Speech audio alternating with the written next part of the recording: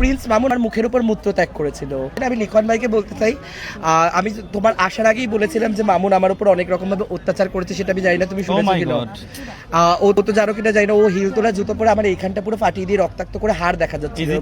Yes of course, সাক্ষী আছে আমার কাছে। আপনারা দেখেন আসলে। এবং তারপরে আমি যখন অজ্ঞান অবস্থায় ছিলাম, মেয়েদের পাশাপাশি পর্দাশীল পুরুষের উপর নির্যাতন চলছে। অফ কোর্স, আর তার উপরে আমার মুখের উপর মূত্র ত্যাগ করেছিল অজ্ঞান অবস্থায়। হ্যাঁ, ওই অবস্থায় মামুন নামটা একটু বলবেন ভাই? প্রিন্স মামুন আমার ওই অবস্থায় অজ্ঞানশীল, মানে যখন আমি অবচেতন হয়ে গেছি, মার খেয়ে অনেক অত্যাচারিত, ওই সময় আমার মুখের মধ্যে মূত্র ত্যাগ করে দিয়েছিল। সেই মেন্টাল ট্রমাটা আমি এখনো ভুলতে পারিনি, এইরকম অত্যাচার করেছে। এইটার কি কোনো প্রুফ আছে তোমার কাছে? হ্যাঁ, অফকোর্স প্রুফ আছে। আবার অনেক লায়লা আপু শেয়ার করেছিলাম, লায়লা আপুও জানে, ওকে ফোন দিলে সবাই বলতেছে একটু সামনে। হ্যাঁ, লায়লা আপুর কাছেও আছে। আমার বান্ধবী জয়শ্রী যে তৎক্ষণাৎ ঘটনাটা ছিল সেইখানে ছিল। আর আমি ওই অবস্থায় জাপান বাংলাদেশ ফ্রেন্ডশিপ যে হসপিটালটা ছিল ওইখানে গেছিলাম, ওখানে আমার ভর্তিও নিচ্ছিল না, যেহেতু এমন বিশ্রী মানে একটা দুর্গন্ধ।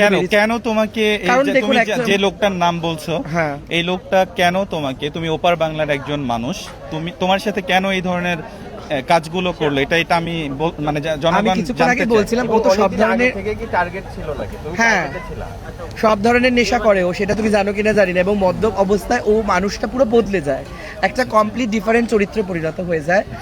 এখন তুমি কি চাচ্ছ তোমার উপর? আমি চাইছি যে দেখো, মোহনার উপর যে ঘটনাটা ঘটেছে, বা সবাই তো কোথাও না কোথাও বিচারই চাইছে। আমি বাংলাদেশের জনগণ, প্রশাসন, তোমার কাছে যে বিচার চাইছি, যে আমার সাথে যে এই ঘটনাটা হয়েছে এইটাতে একটা বিচার দেওয়া দরকার, শাস্তি পাওয়া দরকার, না হলে তো আমি কোথাও একটা ন্যায় পাচ্ছি না।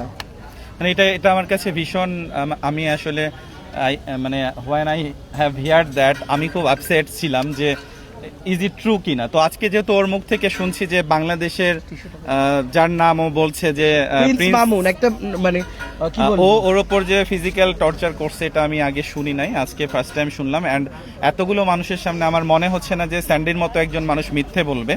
তো আমি বলবো যে জনগণের ওপর ছেড়ে দিলাম। আপনারা তো আমাকে বলেন যে আমি কেন একজনের পাশে দাঁড়াচ্ছি, স্পেসিফিক আমি কেন লাইলার পাশে দাঁড়াচ্ছি, স্পেসিফিক আমি কেন মোহনার পাশে দাঁড়াচ্ছি, আমি কেন অন্য কারো মানে পাশে দাঁড়াচ্ছি না, এটা অডিয়েন্স জানতে চাই। সো তাদেরকে আজকে বলবো যে স্যান্ডি ওপার বাংলা থেকে কল করে আমাকে গতকাল বলেছে যে ভাইয়া আমি ল্যান্ড করার পর তোমার help, I need your help, আমার হেল্প দরকার। আমি বলছি কি টাইপের হেল্প?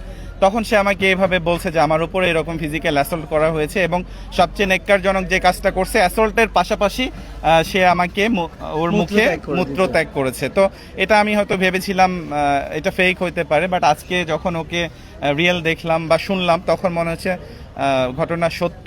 তো এখন আপনারা বলেন, আমি তো স্যান্ডির পাশেও দাঁড়ালাম, সো এখানে আমার এক্সট্রা কোনো ইন্টেনশন বা এক্সট্রা কোনো স্বার্থ নেই, এটা আমি জানি। স্যান্ডি তুমি কি বলো, আমি কি কোনো স্বার্থের কারণে, বা তুমি কি আমাকে টাকা দিয়ে নিয়ে আসছো? না, তুমি মনে হয়েছে যে তুমি যখনই আমি দেখেছি, এটা তোমার একটা বিশেষত্ব যে কারুর যখন কেউ বিপদে পড়ে বা কোনো প্রতিবাদ করতে, তুমি অবশ্যই এক পা পিছপা হয় না।